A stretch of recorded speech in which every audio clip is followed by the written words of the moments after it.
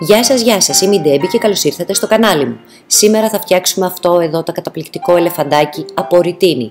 Όλα τα προϊόντα όπως πάντα θα τα βρείτε κάτω από το βίντεο στην περιγραφή και πάμε να δούμε πώς ακριβώς θα το φτιάξουμε. Όπως βλέπετε είναι ένας λευκός ελέφαντας από ρητίνη με πάρα πολλά σκαλίσματα, που σημαίνει ότι δεν χρειάζεται να κάνουμε και πάρα πολλές τεχνικές και ιδιαίτερες επάνω.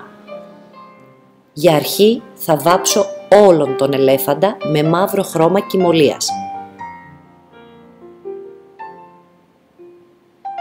Το μόνο που πρέπει να προσέξω σε αυτή την περίπτωση είναι τα σκαλίσματα να βαφτούν πάρα πολύ καλά με το μαύρο χρώμα.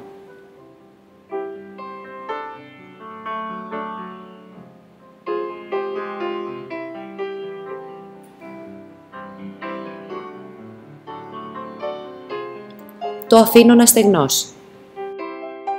Έχει στεγνώσει ο ελέφαντας και παίρνω ένα πινέλο με χοντρή τρίχα, γουρνότριχα και το χρώμα Μίνσκ, πετρόλ σκούρο χρώμα, και κάνω την τεχνική του στεγνού πινέλου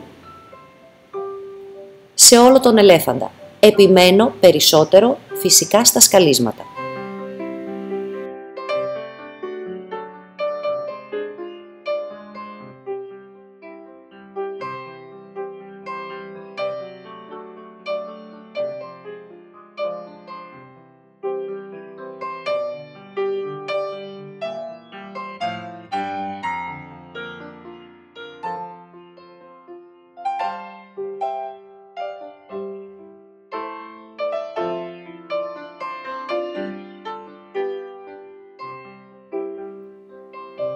Το αφήνω να στεγνώσει.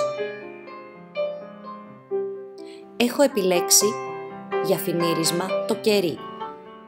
Είναι πολύ πιο εύκολο να τελειώσω με κερί παρά με βερνίκι, λόγω του ότι έχει τόσο πολλά σκαλίσματα. Περνάω λοιπόν όλο τον ελέφαντα με διάφανο κερί σε πάστα.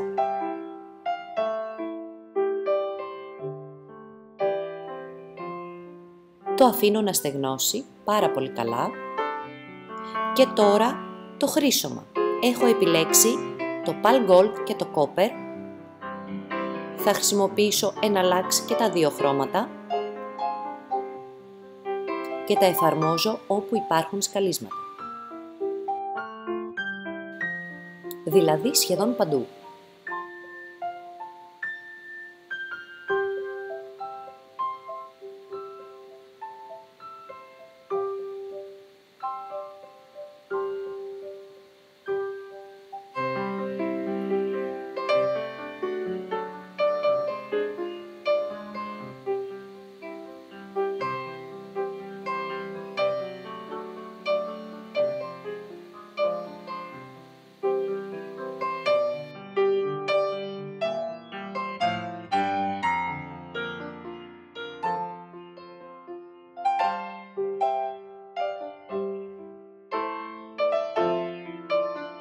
Και το μόνο που μου έχει μείνει τώρα να κάνω είναι να κολλήσω και τους χαβλιόδοντες.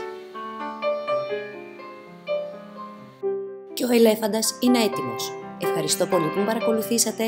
Κάντε like, subscribe, κοινοποίηση, πατήστε και το καμπανάκι να σας έρχονται ενημερώσεις για κάθε καινούριο βίντεο και θα σας δω την επόμενη φορά. Γεια σας!